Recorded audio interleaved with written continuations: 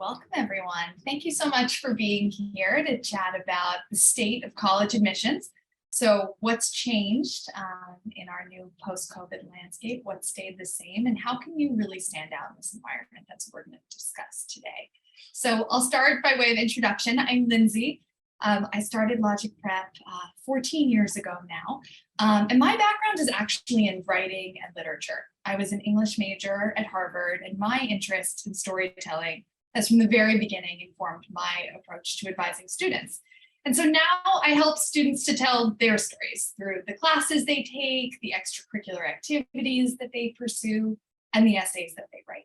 And so with that in mind, I've built a team of wonderful advisors, all of whom have experience as admissions officers making decisions on the other side of the desk. And we're joined by one of our college advisors here tonight, Olivia, to help support students in conveying their narratives and maximizing their chances of admissions to their top choice schools. And as Lindsay said, my name is Olivia. I'm one of our college advisors here on our amazing college advising team. I'm also a fellow English major. I attended Colorado College in Colorado Springs. I still live in Colorado, absolutely love it here. Ask me about it. I spent 4 years working in various types of college admissions, both as a college student and as a full-time working professional before joining the Logic Prep team. So I've had a variety of different experiences at 3 very different universities that have 3 different philosophies and 3 different ways of reviewing applicants. So that's the type of experience that our college advising team really brings to the table, is the inside scoop of the specific universities that they've worked at and just the understanding of what it takes for a lot of these students to get admitted to these types of schools. I also, as an English major, gravitate towards the unique stories that our students can tell, and especially working to help students find the right fit for them, because that's a really important part of the US process, is not only finding a college where you will be challenged academically and find great experiences that will help you grow as a person and as a professional, but also being able to connect socially with your classmates, with your professors, being able to find opportunity that you can pursue that's going to help you reach your goals. And all of those pieces really have to do with fit, right? About where you are, what you have access to, and what the culture is of the campus that you choose. And so that's a really big part of the college admission process, and we'll be touching on that throughout our talk today. So let's dive in a little bit into what are we discussing today. We have 3 main topics that we're covering in today's webinar. First and foremost, what matters in admissions today? Applying to college in 2022 is very different from applying to college last year, the year before, and especially before the pandemic. We've seen so much change in the last 2 to 3 years that it's really important to us to make sure that all of our students understand what are the important things that are happening right now, and what can you focus on to make your application as strong as possible for this year and the years to come. The second piece of this is talking about the reality of test optional, because a really big part of what's driving the changes we're seeing in admissions over the last couple of years is the propensity for test optional programs, which did not exist to the level that it does now for a very long time. So we'll spend a very large portion of today's webinar talking about what it means to have a test optional policy and how that's different across different universities, as well as some frameworks for you as a student or as a parent on how to think about whether or not to submit test scores, whether or not they'll be helpful for your application, things like that. And then the last piece we'll discuss is looking ahead, getting a sense of what is coming next, and also taking a look at what you can be doing right now to prepare yourself to be successful in this process, either this year, next year, or in other years to come. So I'll pass it back to Lindsay to get started on our first matter of the day.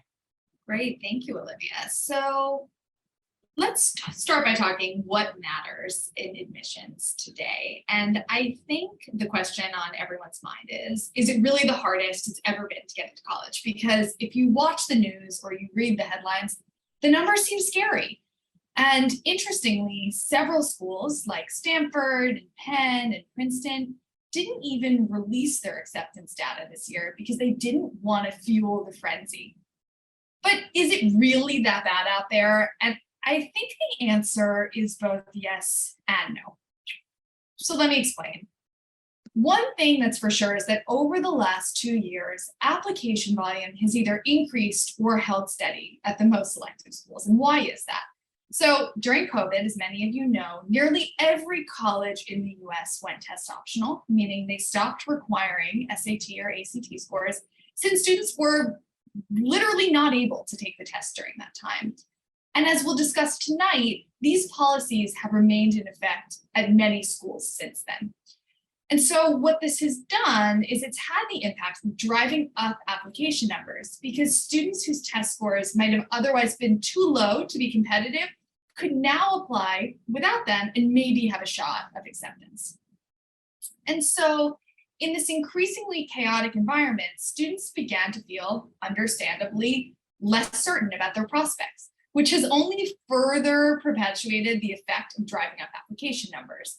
Because with less confidence in the outcomes, with less confidence about what the outcomes are going to look like, students just started to apply to more colleges, especially among the most selective schools.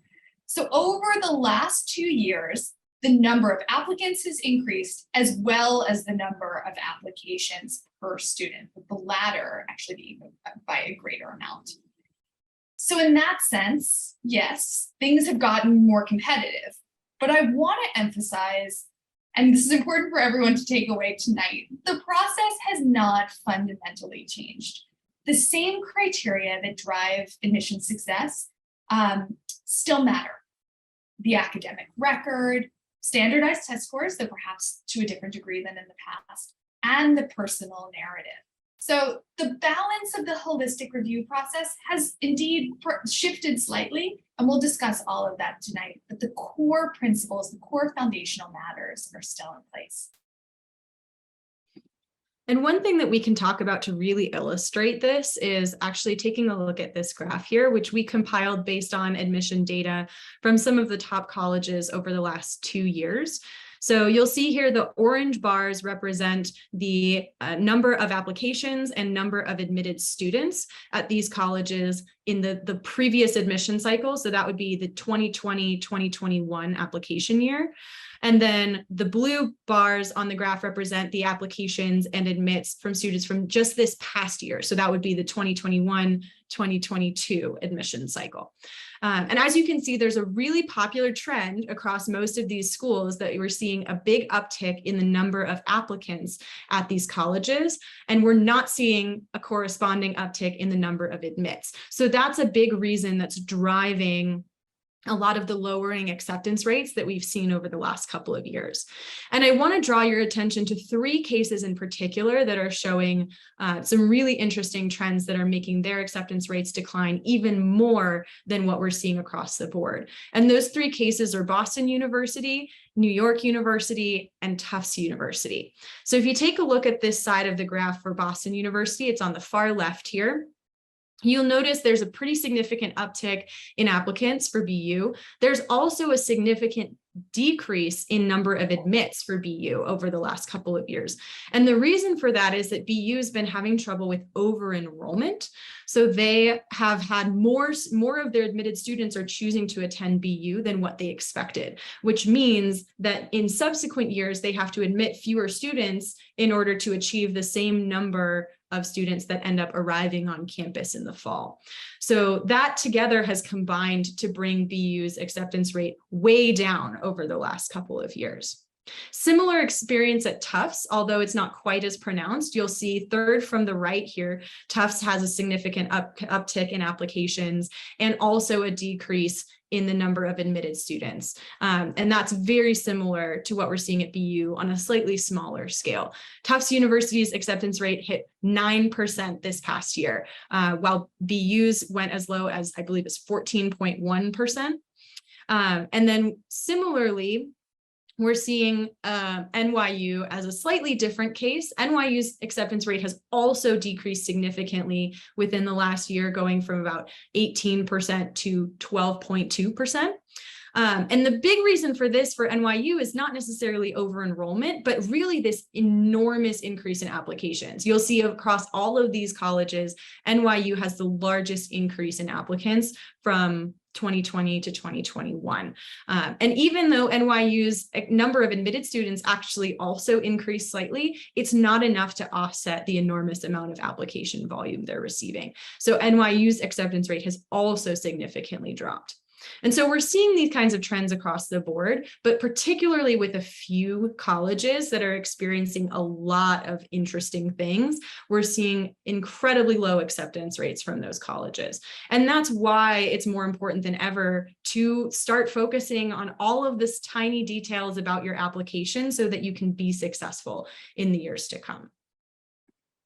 And so moving on from that, we're going to talk a little bit about test optional, because that's a really big part of what's driving the acceptance rates and the trends that we're seeing across the board at a lot of these selective colleges. So before we dive into that, I want to jump into a couple of other related topics that are similar. So as we go ahead and define what test optional means, that means a college or university is giving students the choice to decide whether they would like to submit SAT or ACT test scores or not with their application. So it's kind of putting the choice on you, the student, as to whether or not you want to submit these scores and whether you think they will be helpful for your application. Now, in theory, this means that students should be able to submit test scores or not submit test scores and not have it really affect their application strongly. But we don't necessarily see that to be the case all the time. And what I want to talk about before we dive too far into that is some of the other sort of test programs that are available at different universities. So if a college is not test optional this year, there's basically two other camps that it could fall into. One being test blind, which means those colleges will not review your test scores at all. So and this information is all correct for this application cycle. So for any students that are applying this year, this is your list of colleges that do not want test scores. Even if you send them, they will not look at them. They will not care. There are a few really notable campuses on here. So you'll see Caltech, the California State System, the University of California System, Pitzer College is a popular one as well, University of San Diego, Worcester Polytechnic. All of these schools have completely gone away from testing for this year. Now, the flip side of that is test required. So this was the norm before the pandemic hit, and now is a much smaller subset of schools. These colleges require you to send SAT or ACT test scores in order to complete your application. So regardless of whether you like your scores or not, you must send them to the university, and they will take them into account when they are deciding on your application. And this subset of schools is actually even smaller than the number of schools that are test blind. So you'll notice all the Florida public universities are currently requiring test scores. The most prominent Georgia state universities are as well. So that includes Georgia Tech, Georgia State University, and the University of Georgia. And then we also have Georgetown and MIT that are private universities that have reinstated testing. So this is a super, super small subset of colleges that are requiring testing this year.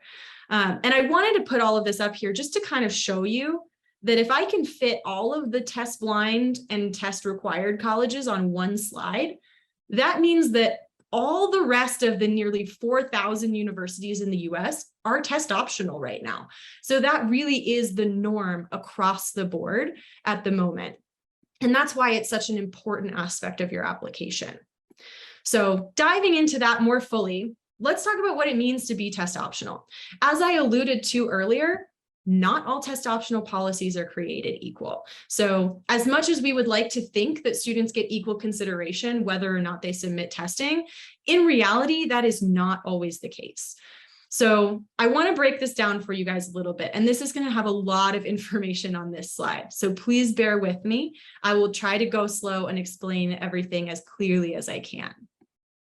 The first thing that I want to bring to your attention is that some colleges are test optional for philosophical reasons, while some colleges are test optional for logistical reasons. So those are two very different backgrounds of getting to the test optional sphere. For colleges that are test optional based on philosophy. Those colleges really care about evaluating students holistically, and they don't believe that test scores are necessarily the strongest way to figure out if a student will be successful at their campus.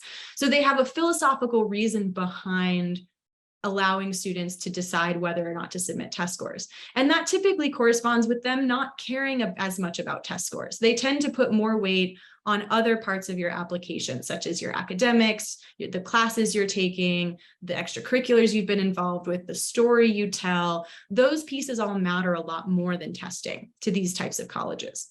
Now, many of these colleges were already test optional before the pandemic hit. Some colleges have been test optional for as long as the 1980s or 1990s. And so those colleges really do have a deeply held belief that testing is not the most important factor in reviewing an application. On the flip side, the colleges that are test optional for logistical reasons, these schools, they went test optional pretty much just because of the pandemic, right? Test centers were closed. Students could not access the ACT or the SAT. And so for these colleges to continue to have applications in order to review students, they kind of had to go test optional so that students would have the ability to submit testing if they had it, or not submit testing if they weren't able to get access to a test. Now, these colleges don't have the same kind of ingrained philosophy behind their test optional policies. And so oftentimes we'll see biases toward students that are able to submit testing, particularly for students that have submitted strong testing. And so that's one of the reasons why you may really want to pursue the opportunity to plan for testing, even if you're not sure if it will work for all of your colleges. Because for some colleges, that test score can still make a meaningful difference in your application. I want to show you a little bit about how we know this information. So there's a very small subset of colleges that are willing to release data about their acceptance rates over the last couple of years for students that either submitted test scores or did not submit test scores. And this graph is a result of that data. All of the colleges that are listed here are the only colleges in the country that release this data. So this is what we have to go off of in order to understand how colleges are approaching this test optional environment. And what you'll see here is that we have the list of colleges kind of broken into 3 different categories. So we've gone from philosophical and logistical, the 2 different categories, now to 3 different categories, which I know is going to be a lot, but I do think it's really helpful. So for some colleges, they are test optional and they kind of fall into this test neutral side of things, which means that the school does not show a significant advantage for students that submit testing. So what you're seeing here, if you take a look at the middle column of this graph, is the testing advantage factor. And this testing advantage factor is calculated by basically comparing the acceptance rate for students that submitted testing versus the acceptance rate for students that did not submit testing. So as a good example of this, Northeastern is the only college on this list that does not have a testing advantage factor. And that means that, let's say 50% of applicants to Northeastern submitted test scores and 50% did not. That also means that 50% of the admitted students at Northeastern submitted test scores and 50% did not. So they match up equally. And what we see across all the other colleges is that there's a little bit of an edge for the students that have submitted testing. So we see that small amount of advantage at places like Swarthmore, Boston College, Vanderbilt, USC, and Fordham University. We see a more significant advantage in the middle group here at places like University of Georgia, Tufts, Wellesley, Barnard, Amherst, and Bucknell. And then we see the strongest testing advantage for the universities on the right here: Boston University, University of Virginia, Notre Dame, Georgetown, Penn, Davidson, Colgate, Georgia Tech, and Emory. Now, one of the things to think about in this area is if you're submitting applications to colleges that are more on the test neutral side, testing doesn't matter as much to them, then it's a lot easier for you to go test optional and still have the same or a similar chance of acceptance as a student that does submit a test score. At these test aware or test preferred institutions, it's a lot harder to make that happen. So that test score can really make or break your application, especially if you're able to get one that's strong and that can really validate a lot of the strength that you might have on your transcript and other areas of your application. I also want to point out here that this data is from last year, and that 3 of the colleges on this list that are either test aware or test preferred have already returned to requiring testing. The University of Georgia, Georgetown, and Georgia Tech, they are all requiring testing again. So that kind of just shows you what kind of mindset the test aware and test preferred colleges tend to be in, that they really want testing. They want to see it. They want to have that number to be able to quantify your academic achievements. And even though they're willing, some of them still are willing to observe applicants that have not submitted testing, it's still really an important factor for their admission decisions. And we can see that in the data. So it's a really important piece of this process. All right, got past that part of it, which I know is a lot. So please, if you guys are having questions, I've been seeing stuff come into the Q&A. Throw your questions in the Q&A. We're going to get to all of them at the end of the webinar today. Yes, thank you, Olivia. And that is indeed a lot. It's a lot to think about. And so I'm going to try and make it a little bit more personal for students who are going through the process, and start at the beginning. So how does this impact one's thinking about standardized testing? To take, when to take it, should one take it, and all of those kinds of questions. So our advice is to create an intentional and strategic SAT/ACT plan. Never has it been more important to be thoughtful about what testing looks like. We always tell our students that we want to keep as many doors open as possible from the start. And so knowing that test scores may be prioritized differently at different institutions, the strategic choice for most students is to start by evaluating whether testing can be an additive part of their application process. And then, if so, deciding which test to pursue. So we begin by identifying whether the SAT or the ACT will best display your potential, setting goals, and then evaluating how testing will fit into the larger context of the application process down the road. So one thing I say to students all the time is once you decide on the SAT or ACT and move forward, the key is to commit. Don't waste your time. If you're in, you're in. If you don't put in the effort fully, you won't see results. And so I'm going to pass this off to Olivia now, who's going to demonstrate via a case study with one of her former students how to think about testing and its sort of evolution in real time from when we decide, is the SAT or ACT right for me, to do I submit my scores? Absolutely. Yeah. So this is actually a really important thing to think about when you get to a point in the test prep process where you kind of have a sense of what your best SAT or ACT score is going to be. Now is the time to decide whether or not you want to submit that score. And that might be a yes, no, or maybe, depending on the colleges you're applying to. So what is a good score for one college may be too low for another. And that's why I think it's really helpful to go through a quick case study of what this looks like.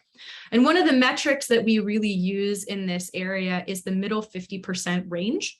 So this is something that's very easy to Google. If any of you want to just go and Google USC, middle 50% SAT range, Georgetown, middle 50% ACT range. That information is super accessible for each of you. And so it's a great place to start, especially if you don't have an advisor that you're working with yet, where you can bounce these ideas off of them. The middle 50% range basically tells you of the students that were admitted to that school in the previous year, who submitted testing, because some students maybe did not. But for example, let's use USC just because that was the first college I thought of. If you're looking at USC's range, the number is going to go from basically the middle 50%. Lowest number is like the lowest quartile, essentially, of students that submitted testing. So let's say their range I'm pulling this off the top of my head. Let's say their range is about 1,400 to 1,500, just to make it easy. So that 1,400 means that 25% of students who submitted testing to USC and were admitted actually scored lower than a 1,400 on their SAT. And then 50% of the students that were admitted with test scores, they scored between the two numbers. They scored between a 1,400 and a 1,500. And then 25% of the admitted students scored higher than a 1,500. So it's a little bit better of a metric to use than an average, because it really gives you a range that you kind of get a sense of what most students were able to achieve in their testing in order to be admitted at that school. So to give you a real life example, there's a student that I worked with last year who scored a 1350 on her SAT. She applied to a number of different colleges, but I pulled 3 of them for us to look at today, which are Middlebury, Wake Forest, and Sarah Lawrence, because each of these has a very different range for their SAT scores. So when she and I sat down and looked at her 1350 SAT and tried to decide where she should submit or not submit her scores, we used the middle 50% range as a baseline, but also discussed other elements of how the colleges interpret applications, what they look for, and also what the student's profile looked like, and whether her testing aligned well with the profile that she has from her academics, extracurriculars, and all of those other pieces. So when it comes to Middlebury, their middle 50% SAT range is 1420 to 1470. So that means 25% of the admitted students had less than 1420, 50% were in between those two numbers, and 25% had more than 1470. With a 1350 SAT, you're well outside that range. You're 70 points lower than the bottom of the 50% range. Plus, Middlebury is a college that has been test optional for a long time, and they really have a philosophical belief behind that. They don't want students to submit test scores if they're not going to help their application. So my advice to this student was absolutely don't submit your test scores to Middlebury. For Wake Forest, it's a little bit more complicated. Their range is from 1380 to 1480. And with a 1350, you're not in the range, but you're pretty close to it. She's only 30 points out of the range for the Wake Forest 50%. And so with Wake Forest also being a school that does value testing and that quantitative application a little bit more than Middlebury, it might still be a good idea for that student to submit the test scores, even though she's outside of the range. And then lastly, if we look at Sarah Lawrence, their range is from 1220 to 1410. So my student was fully in the middle of that 50% range. Very strong test score for Sarah Lawrence. Definitely want to submit it. Definitely will look good on her application. So that's one way that you can kind of approach that process. The other piece that I want to highlight here as well is to think about the fact that not only are you trying to match your whether you submit testing to what the school's range is, but you also want to match it to what the rest of your profile looks like. Because if you are an all A student, amazing extracurriculars, super strong in a lot of different areas, and you're trying to submit a 1200 SAT to a place like Middlebury, that's really going to drag down your application. It's not going to help you. But if you're a student that's kind of struggling a little bit in high school, and maybe you had a couple stray C's, or your grades just aren't exactly as strong as you want them to be, but maybe you're a really strong tester and you were able to get a 1400 SAT. Even though Middlebury's range is higher than that, I would still have you submit that test score because it helps to elevate your application and helps add an element of strength to that application. So it's a kind of a complex process, but I hope that helps. And if any of you are wondering, this student ended up going to Middlebury. She's very excited to start there in the fall, and I'm excited for her as well.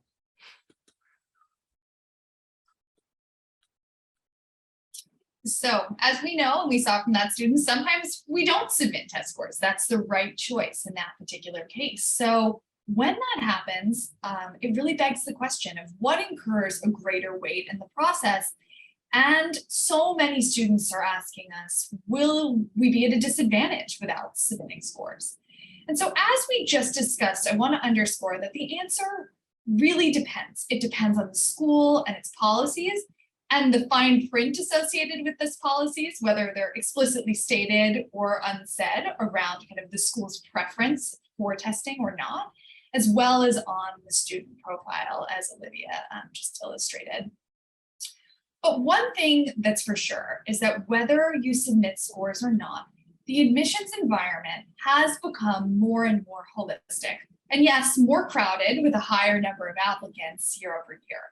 And therefore, de-emphasizing testing means that other subjective factors are going to matter more.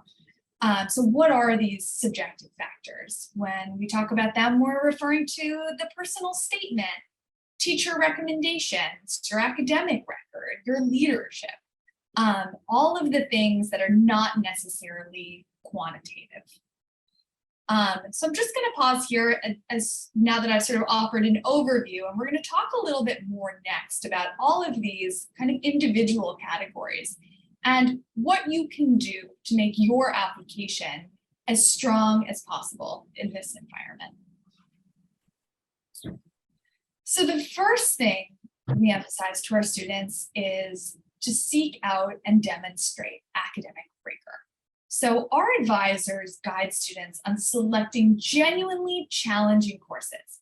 We really want our students to take the most rigorous classes available to them where they can still achieve strong grades.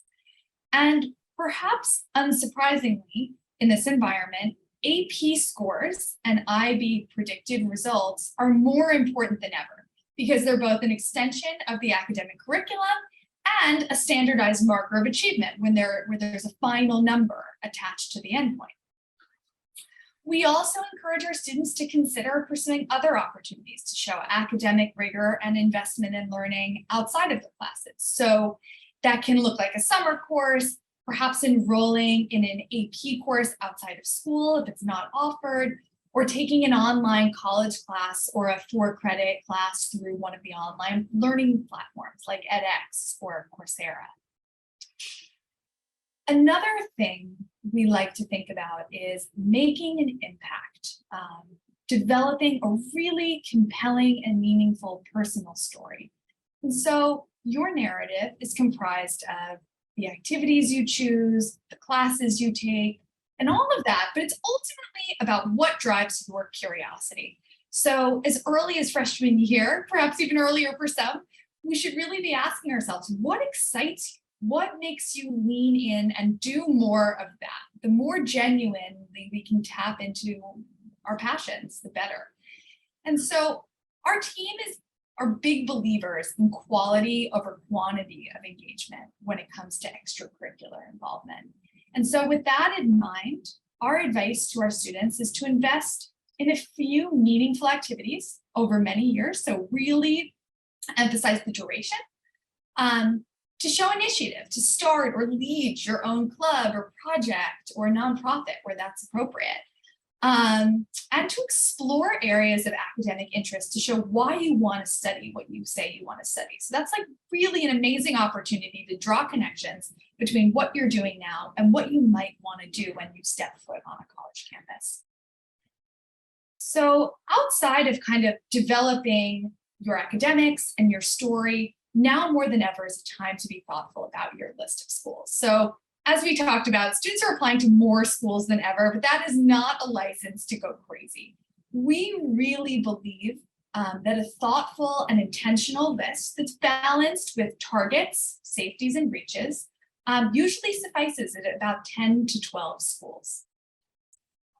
I also want to underscore that in this environment, early decision, and as a reminder, that's the option where you make a binding commitment by applying to a single early decision school, is more important than ever, since there's no clearer sign of interest to a university that you'd like to attend than by saying, you are my first choice, and if I get in, I'm committing to you.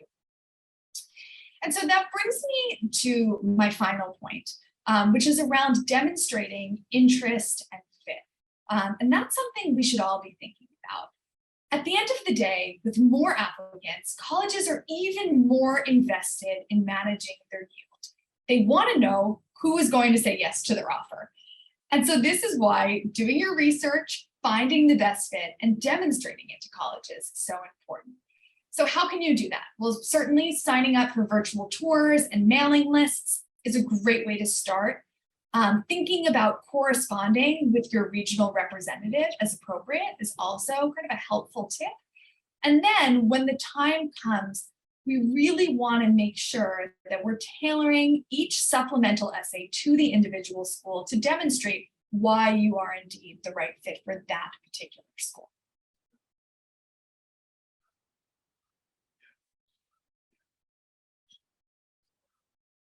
Okay, so we have covered a lot of ground tonight. We're almost ready for our Q&A session, but I just want to take the opportunity to recap some of the big takeaways so we can walk away kind of knowing what is most important and where to go from here. So the first point I would like to make is that yes, indeed, the admissions landscape is more crowded and therefore more competitive as a result of test optional policies and the increasing uncertainty driving application numbers.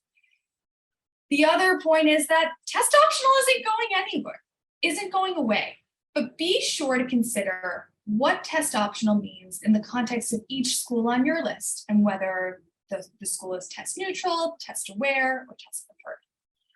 Because of this dynamic, it's really important to start your process from a place of keeping all doors open, which means considering whether testing can be an additive part of your application from the get-go, then refining your test submission strategy once you're further along in the process. And finally, as the landscape becomes more holistic, the other components of the application process, like your transcript, your personal story, and your school list, matter now more than ever.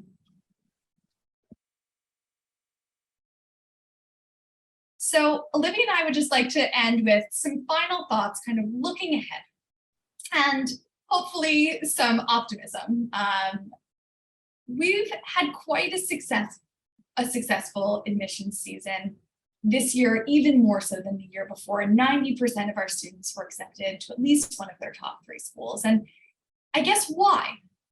And what we believe is that while these developments that we've described tonight are by no means uncomplicated, the college admissions process has always been characterized by infuriating idiosyncrasies and shifting influences, or at least for as long as we've been guiding students.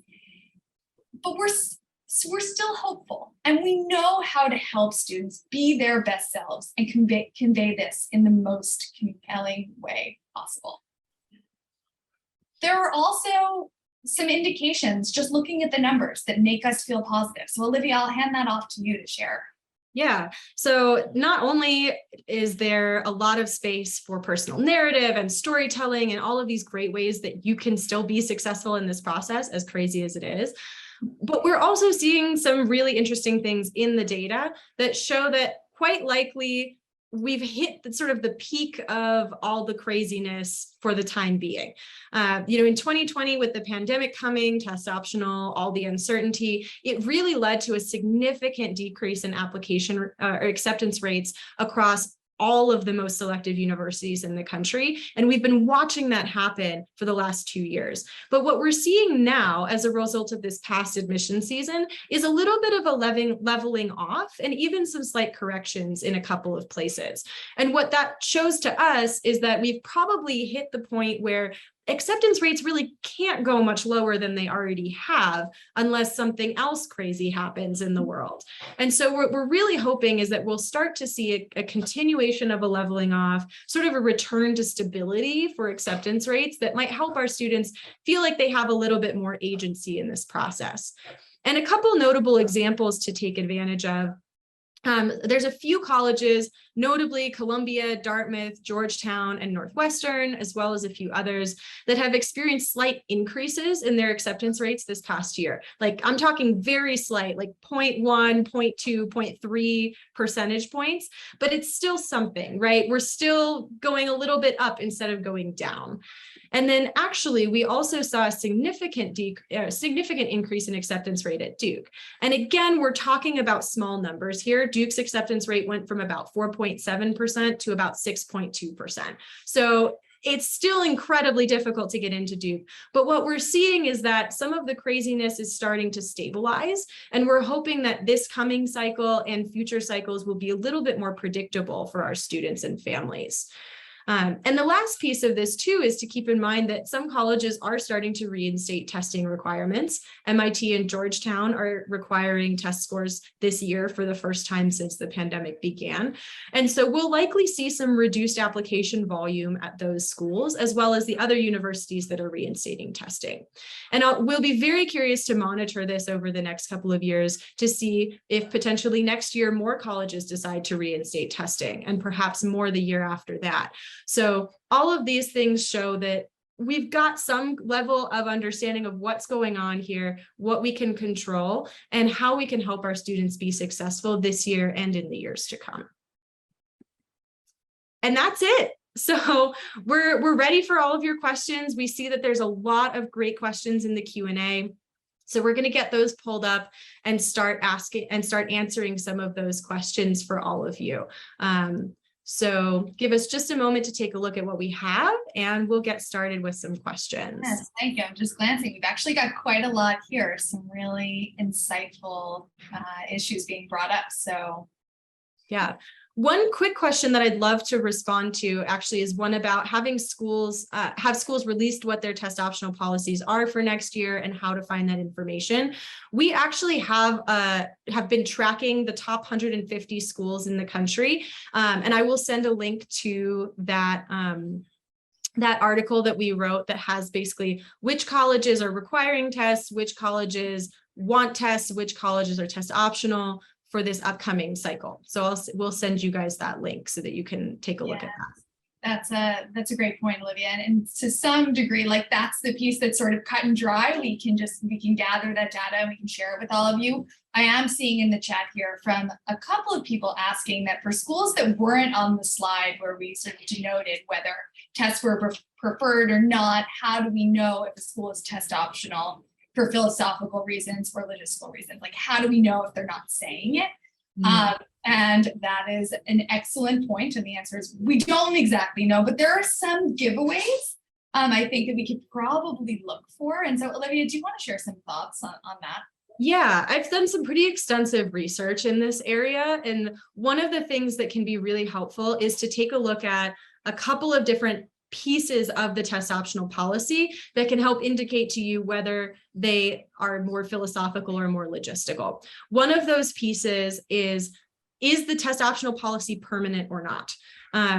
So if a college has a temporary test optional policy, like they're trying it out, evaluating, et cetera, they are more likely to be on the logistical side of things. They're more likely to be test aware or test preferred and have some sort of advantage for students that submit testing. For colleges that have a permanent test optional policy, they are much more likely to have less of an advantage for test submitters, more of an even playing field, more philosophical reasoning behind that policy. Because if a college is willing to make this policy permanent, that means that they are willing to dive into that it is something that's important enough to them that they have made it a permanent change to how they review applications. The second piece that you can look for is when a college went test optional. So for colleges that went test optional before the pandemic, you can safely assume they have philosophical reasons behind that, and that the application pool is not likely to be very skewed towards students that submit testing. For colleges that went test optional in 2020 during the pandemic, they are more likely to have done that just for logistical reasons and to still care about testing. So those are the two different factors that you can look at. I would say if you find yourself in a place where you see a college that went test optional during the pandemic, but they instated a permanent test optional policy, I think they would still lean more towards the philosophical side, right? So the permanency of the test optional policy is more important than the timing of it, because some colleges were already toying with the idea of going test optional, and the pandemic was sort of the last reason that they needed to really put it into place. So those are the two pieces that I would look for to figure out for each college whether they kind of fall more on that philosophical or logistical side of things. Great. Thank you so much, Olivia. And I'm actually seeing two questions side by side. They kind of hit on a similar theme, so I want to approach them at the same time. We had one person asking, if you're coming from an affluent or academically competitive school, does that mean the test optional doesn't really apply to you? And we had someone else asking, is testing more important for international students? And I think the answer to both of them actually really comes down to context. I think to remember that in all of these decision-making processes, context matters. So it's not just the context of the universities where you're applying, but also indeed the context of where you're coming from. So on the international side, I think that in environments where students perhaps are not in an IB system, where the grading system is truly standardized, applying with testing across the board helps kind of level the playing field. It helps give a concrete number that admissions officers can respond to. And I think that that's something really to keep in mind.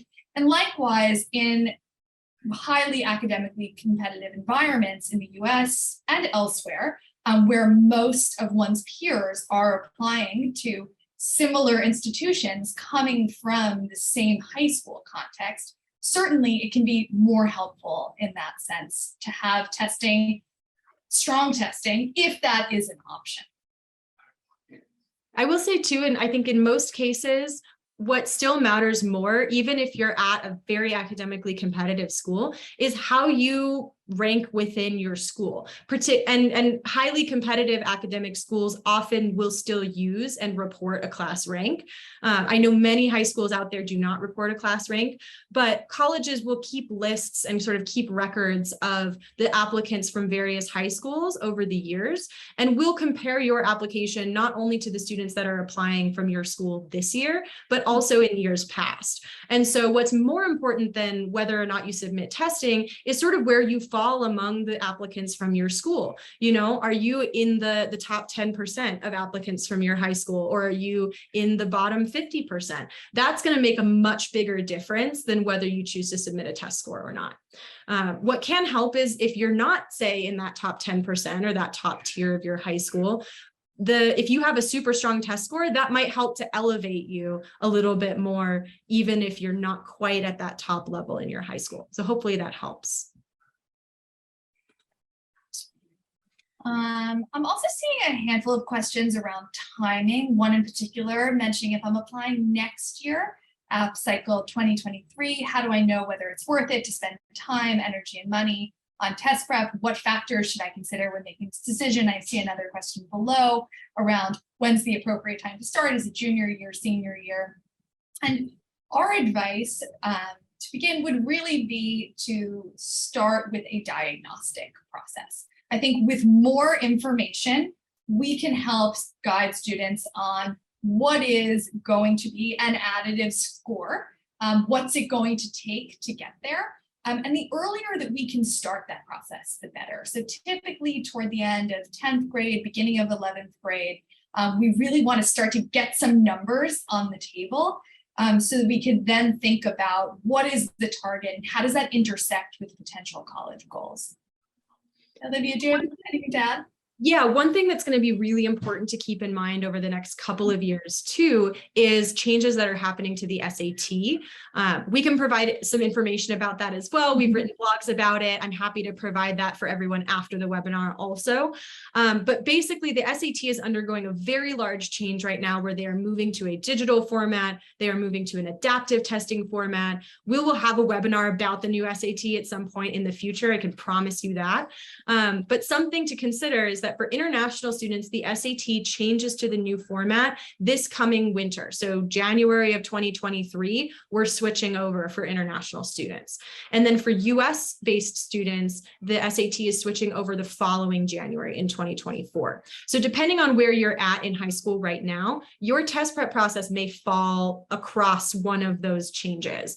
And what's going to be really important for you if the SAT is the better test for you is to make sure that you're doing your entire test prep process either before or after that change is made, so that you don't have to try to study for two vastly different versions of the test.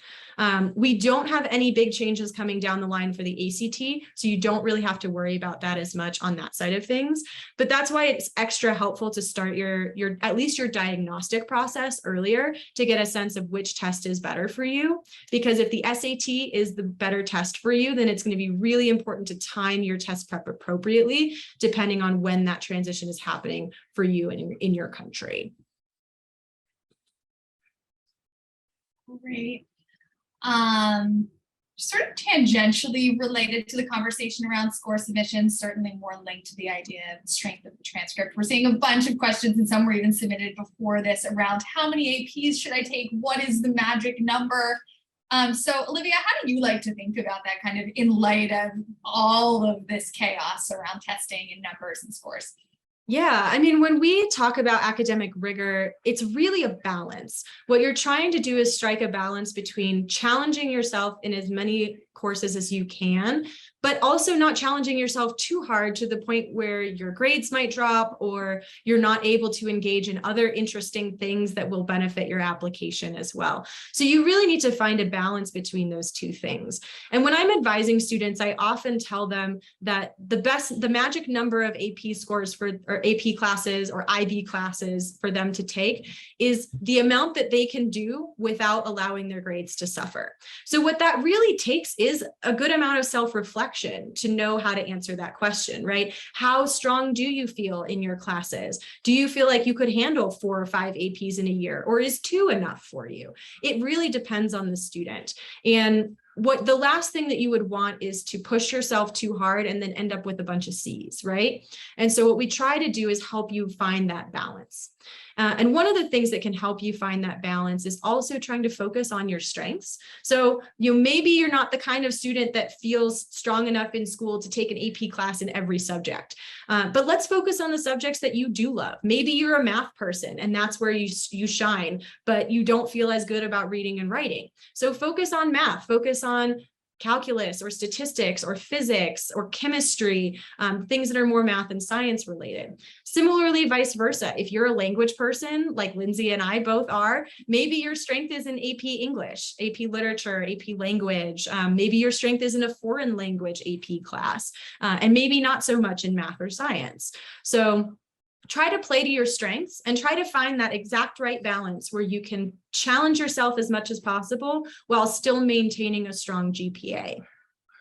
And I think that's a great point. And I really want to highlight this idea of playing to one's strengths. And in response to a question we received, if I choose not to prepare for the test after determining that my starting scores are so low that it's not going to be worth kind of the engagement and effort to get them to a place where they can be additive, what else becomes more important? And that certainly from my perspective is about leaning into one's strengths. Olivia, how do you think about that from your seat? Yeah, I think I actually am currently working with a couple of students that are in that sort of space where they took diagnostic tests and it just didn't seem like they were going to be able to get the scores that they wanted, that they could feel comfortable submitting to the colleges they wanted to attend. And so oftentimes how that conversation goes is trying to think about, okay, if you're not going to pursue test prep and you're not going to focus on trying to get a high score, what can you use your time with? What can you use your time for instead? What can be a more valuable use of your time? A lot of our students are focusing on finding leadership opportunities, working internships or jobs, creating personal projects that are designed to help create an impact in their community and serve some aspect of their community. And those pieces can be incredibly impactful to colleges, especially if they're driven by a specific passion that you have and align with your academic and extracurricular goals. So for students that might feel like you're kind of on the cusp, do I pursue a test prep plan? Do I not? That's a great time to sort of sit down with an advisor and figure out, okay, if I'm not going to pursue time and energy on this test prep plan, what can I throw myself into instead? Where can I put my energy that is going to give me the best return on investment when it comes to my application? And sometimes the extracurricular activities and exploring your academic interests can really help to boost your application where a test score might not, if you're just not a strong tester. And some students aren't, and that's okay. Yeah, no, I think that's an excellent point. And I just want to, for our final question, respond to the last one that just came in. How many tests can you take before colleges think you've done too many trials to get a good SAT score? It's a great question. That is a really good question. Actually, a fairly simple answer, I think, after our presentation with very few simple answers. And the answer is that most colleges, almost no colleges, require students to submit all scores. So colleges don't know how many times you take the SAT for real. It's really just a question of what's the best use of your time, and is it worth going back to reach that particular goal or engaging in other activities, perhaps where the return is going to be higher. And so it's really around kind of finding the balance in your own life with your own time, but is not necessarily an area of concern from an optics perspective with the colleges. Yeah, really good Cool. questions. Well, we know that we didn't get to every single question on this list. We would really love to continue answering your questions though. So please feel free to reach out to us. Our main email address is on the screen here. It's contact@logicprep.com. Feel free to send your questions there, and Lindsay or I or one of our other advisors would be happy to help answer them. You're also welcome, if you're not already working with us, to book a consultation, chat with Lindsay Moore or with one of our other representatives about what it would be like to work with Logic Prep and how to get connected with an advisor. If you're already working with us and you have questions, bring them to your advisors. That's what we're here for. So please continue to ask questions and reach out to us anytime you need so we can help. Absolutely. Thank you, Olivia. And thank you to all of you for the thoughtful and really insightful questions and participation. We're so glad to be able to share this information with you and look forward to continuing the conversation. All right. Take care, everyone. Have a great night.